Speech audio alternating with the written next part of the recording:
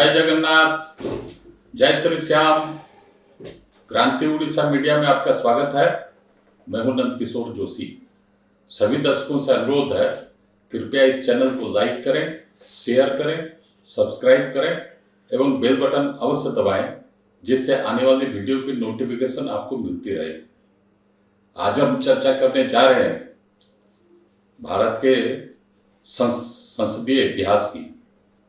भारत के संसदीय इतिहास में प्रथम घटना है जो उपराष्ट्रपति जगदीप धनखड़, जो राज्यसभा के सभापति भी हैं, उनके खिलाफ अविश्वास प्रस्ताव इंडी गठबंधन ने पेश किया है राज्यसभा में कल।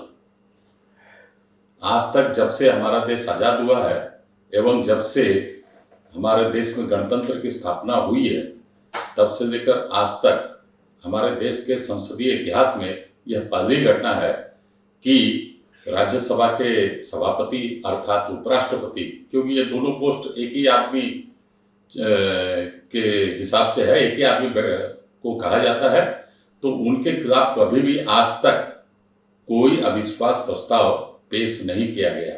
यह प्रथम घटना है कि कांग्रेस के नेतृत्व वाली इंडी गठबंधन ने उपराष्ट्रपति के खिलाफ अविश्वास प्रस्ताव पेश किया है राज्यसभा में कल। अब उसको समर्थन किए हैं 60 राज्यसभा के सांसदों ने उसके समर्थन में चिट्ठी में दस्तखत भी किए। जो किए हैं वो इंडी गठबंधन के साथ में ही है, जैसे कांग्रेस पार्टी तो है ही और उसकी जो दूसरे साथी दल हैं वो लोग भी हैं, 4-5 और भी दल वाले उसमें साइन किए। और वो प्रस्ताव के बारे में जैसे ही आज चर्चा मतलब जैसे ही सदन बैठी 11 बजे हर दिन लोकसभा और राज्यसभा की कार्यवाही आरंभ होती है दिन के 11 बजे से। जैसे ही 11 बजे कार्यवाही आरंभ हुई तैसे ही शोर शराबा सदन में देखा गया एवं कांग्रेस वाले इसके ऊपर शोर शराबा करते रहे। और उसका जवाब भी जो मंत्री हैं, संसदीय व्यापार मंत्री किरण रिजिजू, बहुत बड़े विद्वान हैं, उन्होंने भी जोरदार तरीके से उसका जवाब दिया। तब पश्चात प्रश्नोत्तर कार्यक्रम आरंभ हुआ। बात यह है कि आज तक हमारे देश के आजादी होने के 77 साल में, संविधान लागू होने के 74 साल में अभी तक यह काम हुआ नहीं था। किसी भी चेयरमैन पर कम से कम 10, 12, 14 चेयरमैन गए हैं और किसी भी चेयरमैन पर किसी भी पार्टी ने कभी भी कोई अनास्था प्रस्ताव पेश नहीं किया। ये पहली बार जगदीप धनखड़ जैसे विद्वान आदमी के खिलाफ क्यों पेश हुआ? इसके पीछे जरूर कुछ न कुछ कारण है। जगदीप धनखड़ जी राजस्थान के झुंझुनू जिले से आते हैं और बहुत बड़े ज्ञानी गुणी आदमी हैं हमारे देश के। सुप्रीम कोर्ट के सीनियर लॉयर हैं और पश्चिम बंगाल के भूतपूर्व गवर्नर भी रहे हैं इसी ममता बनर्जी के टेन्योर के टाइम में। और वहीं से वो भारत के उपराष्ट्रपति पद के लिए उन्होंने नामांकन भरा एवं वो जीते चुनाव में। और संसदीय कार्यवाही को चलाने में बहुत ही प्रवीण, बहुत ही इंटेलिजेंट व्यक्ति हैं जगदीप धनखड़। लेकिन इतनी सब उनकी लियाकत होने के बावजूद भी, क्वालिफिकेशन होने के बावजूद भी, विद्वता होने के बावजूद भी कांग्रेस के नेतृत्व वाली इंडी गठबंधन ने उनके खिलाफ अविश्वास प्रस्ताव क्यों पेश किया? उसके पीछे सबसे बड़ा कारण यह है कि परसों जब चर्चा चल रही थी राज्यसभा में, उस समय एक जनता दल यूनाइटेड के एक सांसद ने बात ही बात में सोनिया गांधी का नाम बिना लिए इशारों में सोनिया गांधी का जिक्र कर दिया। उसके ऊपर खड़गे जी को जो मल्लिकार्जुन खड़गे हैं, वयोवृद्ध सांसद सदस्य हैं, अपोजिशन लीडर हैं राज्यसभा में, उन्होंने बहुत खड़े होकर बहुत बड़ी आपत्ति दर्ज कराई कि जो सदस्य सदन में मौजूद नहीं है, उपस्थित नहीं है, उनके बारे में चर्चा नहीं की जा सकती। नियम का हवाला दिए। उसी के ऊपर बहुत बड़े विद्वान सांसद हैं सुधांशु त्रिवेदी, मतलब उन्होंने बोल दिया एक तरह से सोनिया गांधी का नाम, कि सोनिया गांधी उस समय नहीं थी प्रेजेंट। जब सोनिया गांधी का नाम उनके जुबान से इनडायरेक्टली निकल ही गया तो सुधांशु त्रिवेदी ने बोला कि हमारे जो जनता दल यूनाइटेड के जो सांसद हैं उन्होंने तो मैडम सोनिया के नाम में कोई उल्लेख नहीं किया। आज उनका जन्मदिन है, मतलब परसों उनका जन्मदिन था, हम लोग तो उनको बधाई भी दी है और उनका नाम भी उल्लेख नहीं किया। आपने उल्लेख किया ना, इस पर सदन की कार्यवाही कैसे सुगमता से चलती रहे, जगदीप धनखड़ जी ने व्यवस्था बनाए रखने की भरपूर कोशिश की, लेकिन जैसे ही सोनिया गांधी का नाम आया, कांग्रेसी वो सारे के सारे गुस्से में लाल पीले हो गए एवं ऐसी तरह से हंगामा करते रहे, क्योंकि उनकी तो मालकिन है, उनकी सेठानी है, वो बॉस है कांग्रेस की, और ये सारे चाटुकार हैं जितने भी कांग्रेस में हैं, कांग्रेस के चाहे वो सरपंच हो, कॉर्पोरेटर हो, एमएलए हो, संसद सदस्य हो, जितने भी हैं भारतवर्ष में, या कोई भी जनरल सेक्रेटरी हो, वाइस प्रेसिडेंट हो, कुछ भी कार्यकर्ता हो, सारे के सारे नेहरू गांधी खानदान के चाटुकार हैं और उन सब की सबसे बड़ी मालकिन है सोनिया गांधी, तत्पश्चात राहुल गांधी, प्रियंका गांधी वाड्रा। ये तीनों की ही कांग्रेस पार्टी है। बाकी सारे के सारे जैसे बोलते हैं ना कि मुनीम है, कोई गुमास्ता है, कोई चाकर है, कोई नौकर है, घरेलू नौकर है, ऐसा है, किसी का कोई वहां कुछ चलता नहीं है। मल्लिकार्जुन खड़गे के लिए तो बहुत सारे राष्ट्रवादी पत्रकार उनको नाम दे रखे, ये काठ के घोड़े हैं।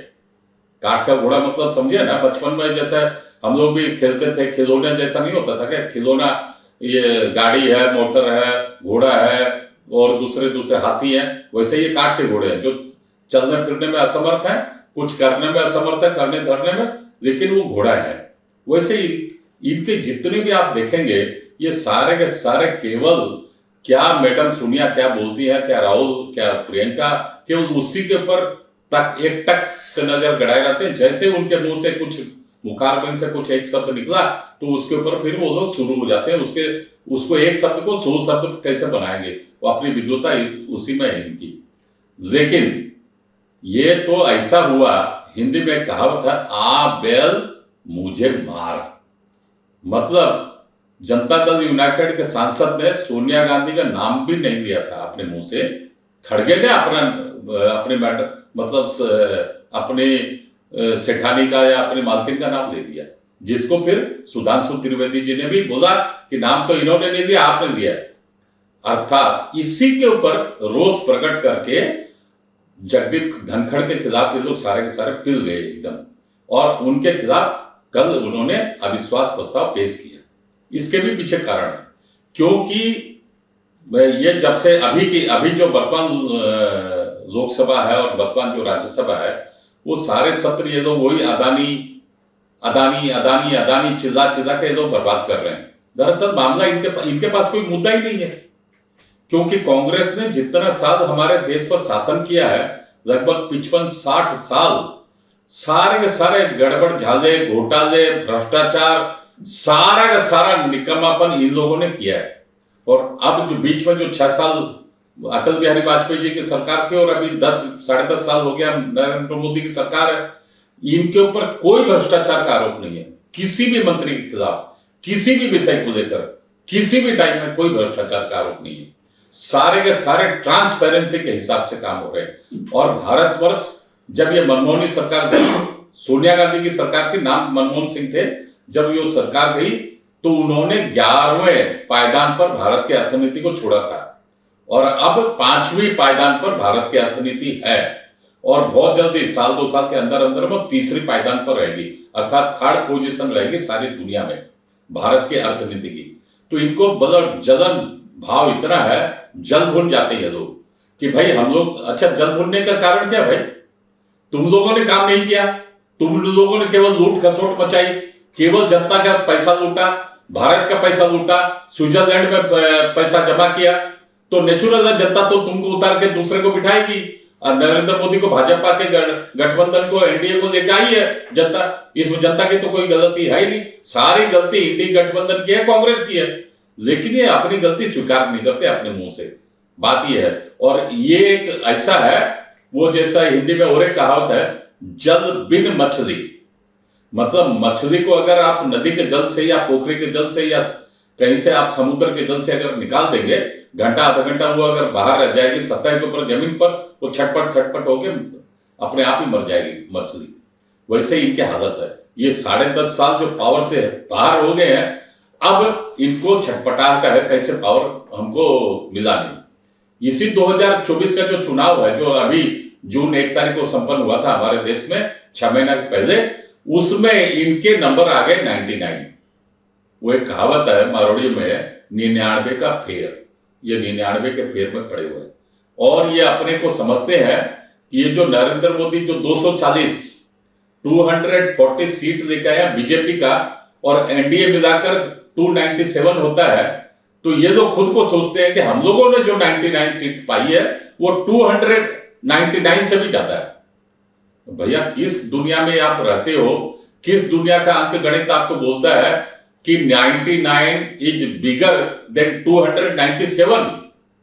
इनकी लॉजिक, इनका गणित, इनका दुनिया से बाहर है, इनके तर्क भी दुनिया से बाहर है। इसलिए ये लोग अभी क्या है, अदानी अदानी बोल के केवल अभी ड्रामाबाजी कर रहे थे।